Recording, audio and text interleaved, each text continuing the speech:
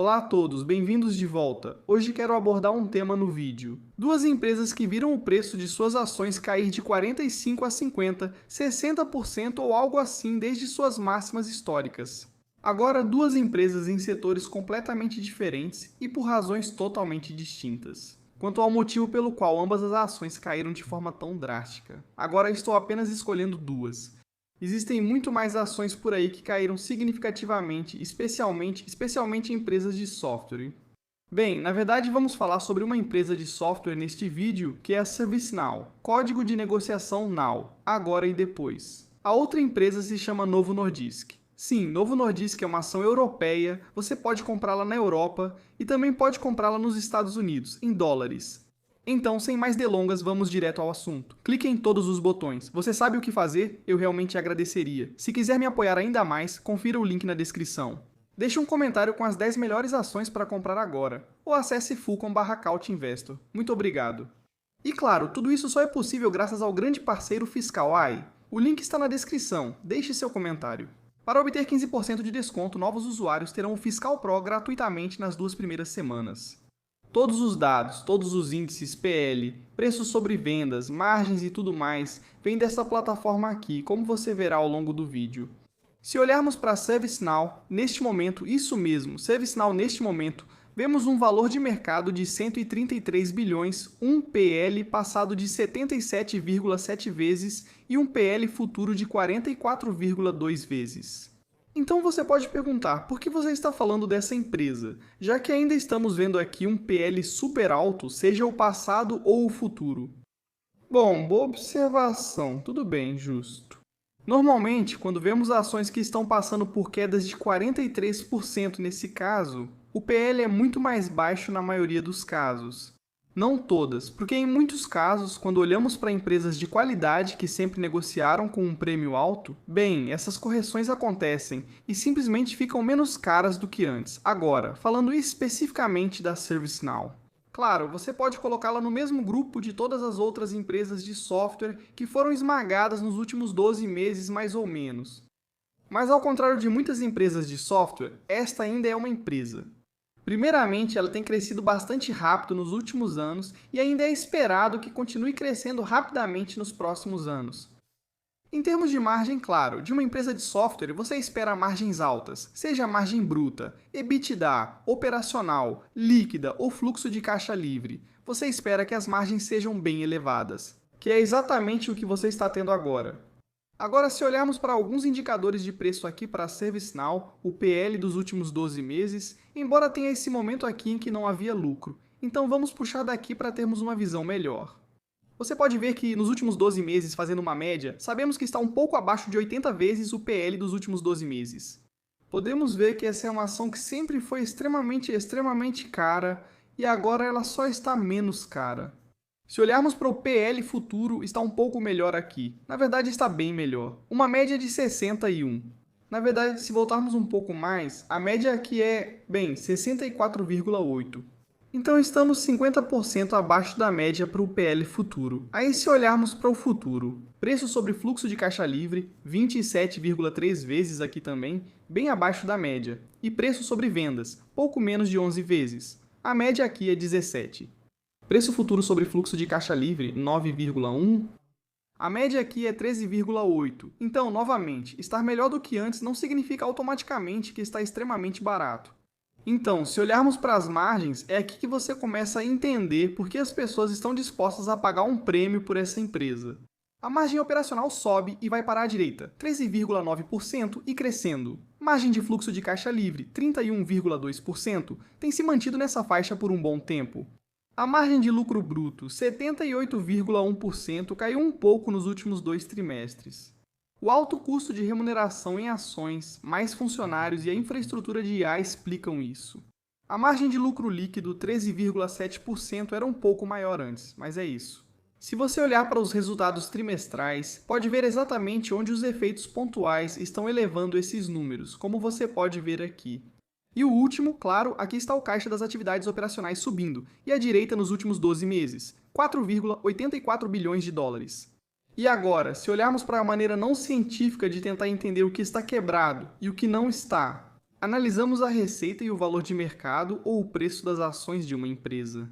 E se voltarmos e olharmos para 2021, claro, em 2021 tudo subiu muito, e então vimos uma correção. Mas o que temos visto de forma consistente é que a receita sobe continuamente e vai para a direita. Este é um gráfico lindo, lindo. E então a ação se recuperou, e o valor de mercado foi subindo cada vez mais, e então atingiu o pico e caiu, mas não caiu. Porque a receita de repente começou a cair, o fluxo de caixa livre estava caindo, coisas assim. Não, aqui de novo, caiu porque estava simplesmente caro demais. E temos a interrogação, a grande interrogação de uns 15 anos atrás, que tivemos. O software está dominando o mundo. Nos últimos 12 meses, mais ou menos, tivemos manchetes dizendo que a IA vai dominar o software.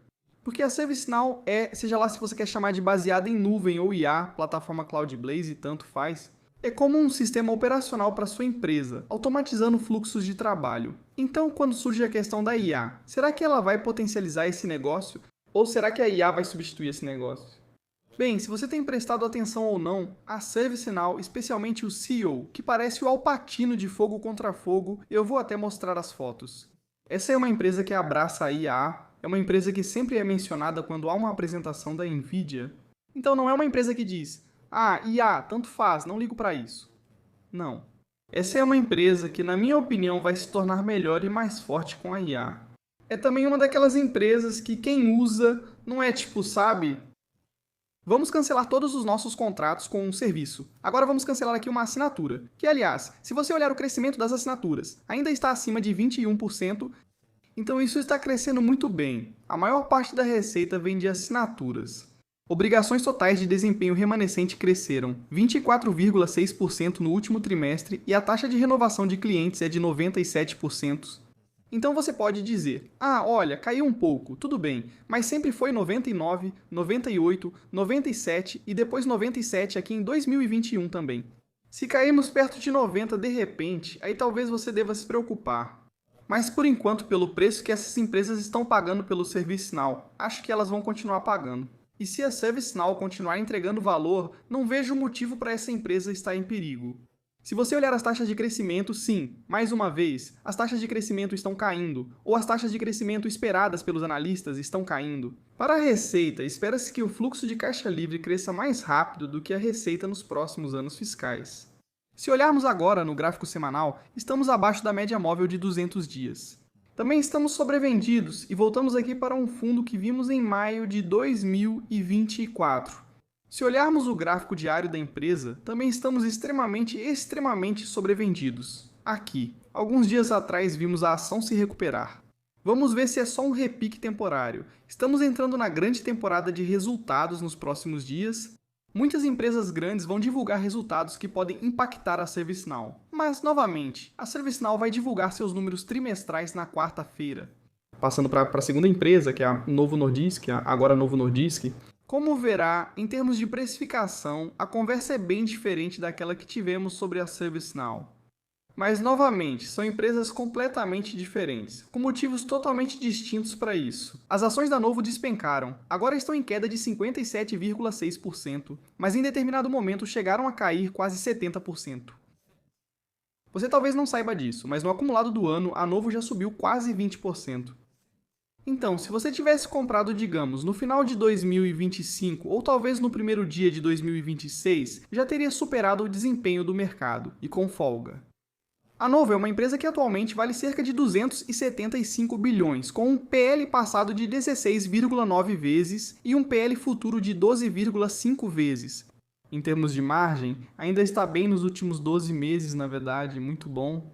É uma empresa muito lucrativa, embora tenha tido alguns impactos pontuais, como vou mostrar para vocês em breve.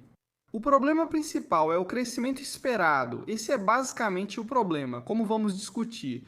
Primeiro vamos ver o PL dos últimos 12 meses. Está bem abaixo da média, então você pode pensar, decisão fácil, já que está abaixo da média. Seja o PL dos últimos 12 meses ou até mesmo o futuro, seria uma compra obrigatória. Bem, vou explicar daqui a pouco porque isso não é automático, como funciona e como deveria funcionar. O preço futuro sobre o fluxo de caixa livre, na verdade, está muito próximo da média de quase 10 anos. Aqui, o preço sobre vendas está em 5,5 vezes, enquanto a média é de 9,1 vezes, e aqui o preço futuro sobre vendas está em 6,1, sendo a média 8,1. Se quiser analisar esta empresa, observe o preço sobre o fluxo de caixa livre ou sobre o lucro.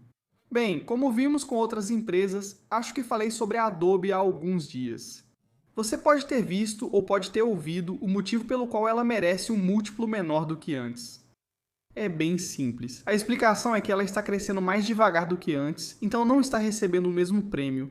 O mesmo acontece aqui com a Novo. Como eu disse antes, a Novo anteriormente, quando estava sendo negociada a cerca de 80 ou algo assim, há uns 12 meses ou algo do tipo, até mesmo 70. Eu disse, porque está barato, baseado no que sabíamos. Mas aí eles divulgaram uma nova orientação, a previsão de crescimento foi reduzida consideravelmente.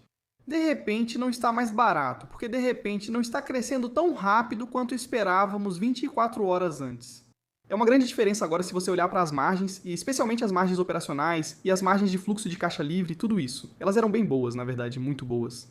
Até o último trimestre, como você pode ver, houve um impacto pontual. Vou explicar em breve, mas essa ainda é uma empresa muito lucrativa.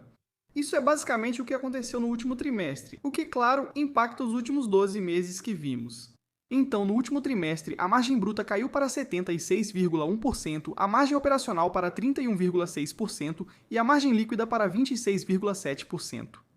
Agora, os motivos para tudo isso estão aqui na tela, se você quiser pausar. Mas, basicamente, um deles é o impacto nas ações no último trimestre.